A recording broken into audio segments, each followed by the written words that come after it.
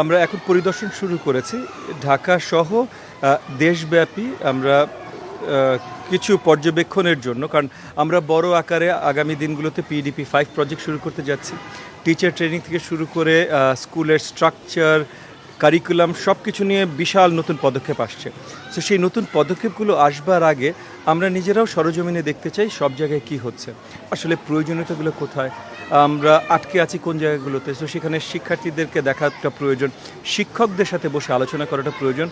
So সেই আঙ্গিকে আমরা এই কর্মসূচিগুলো শুরু করেছি যে আমরা সকল জায়গায় স্কুল পরিদর্শন করব, ভালোভাবে দেখব, ইন্ডিভিজুয়াল স্কুলের সমস্যাগুলোও দেখব। যেমন আজকেই একটা সমস্যা আমরা দেখেছি যে কনস্ট্রাকশন প্রজেক্ট আর কি, সেই জায়গাগুলো কিছু জায়গায় আটকে আছে, সেখানে অনেক ভোগান্তি তৈরি হচ্ছে। সো সেগুলো কীভাবে অ্যাড্রেস করতে হবে।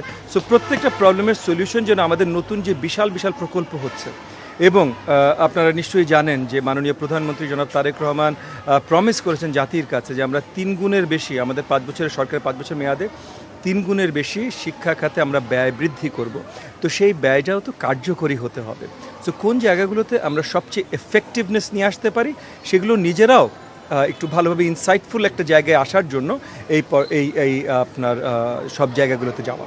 সমস্যা তো অনেক জায়গায় আছে। দেখেন, আমাদের অবকাঠামোমূলত জায়গাগুলোতে সমস্যা আছে, বিল্ডিং স্ট্রাকচারগুলোতে, ক্লাসরুমে আমরা কতখানি ইনফরমেশন টেকনোলজি আমরা সংযুক্ত করতে পারি।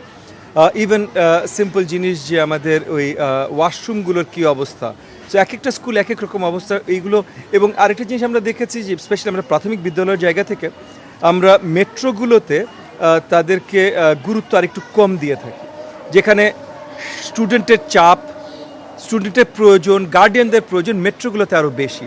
সো এই জিনিসগুলো আরও ভালোভাবে অনুধাবন করবার জন্য, মানে আমরা স্ট্যাটিস্টিক্যাল অনুধাবন আছে, পলিটিক্যাল জায়গা থেকে, মানে রাজনৈতিক জায়গা থেকে আমরা যারা আছি আমরা আরও ভালোভাবে বুঝবার জন্য সব জায়গায়। সো আমি যেমন আমার মন্ত্রণালয়ে অলরেডি সেট করে দিয়েছি যে এপ্রিল মাসে আমি ঢাকা শহরে আরও অনেকগুলো বিদ্যালয় ভিজিট করব, মে জুন মাসে দেশব্যাপী বিভিন্ন অঞ্চলে, বিভিন্ন জেলায়, উপজেলা, ইউনিয়ন লেভেলে যে আমরা প্রাথমিক বিদ্যালয়গুলো ভিজিট করব।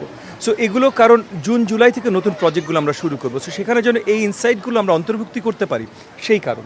দেখেন, এই যে বাসা ভাড়া দেশটাকে, এইটা একটু মিসলিডিং, কারণ আমাদের দেশে যেটা হয় কি যে আমরা টোটাল টেক হোম যে স্যালারিটা থাকে সেটা থেকে র্যান্ডাম কিছু ভেঙে এক একটা নাম লিখে দিই। সো টোটাল টেক হোম স্যালারিটা ম্যাটার করে। হ্যাঁ, তবে এটা সত্যি যে আমাদের প্রাথমিক শিক্ষকদের টোটাল টেক হোম স্যালারিটা আসলে এর থেকে অনেক বেশি বৃদ্ধি হওয়া উচিত। তো এই জায়গা থেকে টোটাল মানে সকল শিক্ষকদের জন্য, এটা শুধু প্রাথমিক না, প্রাথমিক, মাধ্যমিক, উচ্চ মাধ্যমিক সকল শিক্ষকদের জন্য নতুন পে স্কেল নিয়ে আলোচনা চলছে। সো এটা যেহেতু দুটো মন্ত্রণালয় মিলেই আলোচনা চলছে এবং আলোচনা অনেক দূর অগ্রসর হয়েছে। সো আগামী দিনগুলোতে এটা নিয়ে আপনাদেরকে জানাতে পারবো। এই মুহূর্তে এটা নিয়ে আলোচনা করতে পারছি না, তবে এটা নিয়ে কাজ চলছে, এতটুকু আপনাদেরকে আমি আশ্বস্ত করছি। ফার্স্ট অ্যান্ড ফরমোস্ট ওই যে আপনি যেটা বললেন অনলাইন, দেখেন শিক্ষাঙ্গন এটা আমাদের সরকার অত্যন্ত গুরুত্বের সাথে দেখছে। সো এই যে এনার্জি ক্রাইসিসের জন্য কি হতে পারে বা কী হওয়া উচিত, এটা শুধু আমার প্রাথমিক শিক্ষা মন্ত্রণালয় বা শিক্ষা মন্ত্রণালয় থেকে আসবে না, এটা আসবে আপনার ক্যাবিনেট থেকে, মাননীয় প্রধানমন্ত্রীর নেতৃত্বে। এবং সেই জায়গায় লাস্ট যে আলোচনা যে আমরা অনলাইনের দিকে যাচ্ছি না।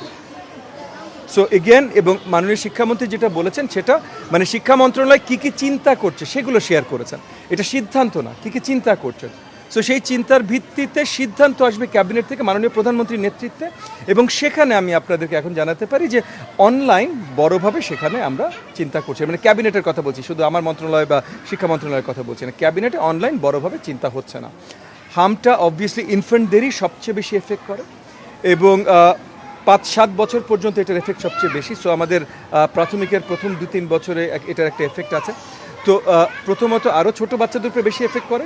আর প্রাথমিক শিক্ষাঙ্গনেও যেন হেলথ মিনিস্ট্রি থেকে ইতিমধ্যে আমরা প্রিকশনারি মেজার্স, প্রিভেন্টেটিভ মেজার্স কী কী করা উচিত, ক্লাসরুম কীভাবে মেনটেন করা উচিত, এইসব তথ্য নিয়ে আমরা সকল বিদ্যালয়ে ছড়িয়ে দেওয়ার ব্যবস্থা করেছি। সো আমরা আশাবাদী যে স্কুলগুলো প্রোটেক্টেড থাকবে। দেখেন, মন্ত্রণালয়ে যারা কর্মরত আছেন ওনারা সিনিয়র কর্মজীবী, ওনারা দায়িত্বশীল কর্মজীবী, ওনাদের কাজগুলো আসলে রেজাল্ট ওরিয়েন্টেড। ওই অফিসে এক্স্যাক্টলি 8:30টায় ঢুকলো না 8:45-এ ঢুকলো, 9টায় ঢুকলো না 9:10-এ ঢুকলো, এইটা আসলে গুণগত মান ঠিক করে না ওনাদের কাজ কত ভালোভাবে যাচ্ছে। এটা রেজাল্টসে আসবে এবং আমি আশাবাদী স্পেশালি প্রাথমিক শিক্ষা এবং গণশিক্ষা মন্ত্রণালয় থেকে আপনারা আগামী দিনগুলোতে দেখবেন তারা কত কষ্ট করে কাজ করছে, কারো শক্তভাবে কাজ করছে এবং জনগণের জন্য কতখানি জবাবদিহিতার জায়গা তারা তৈরি করছে।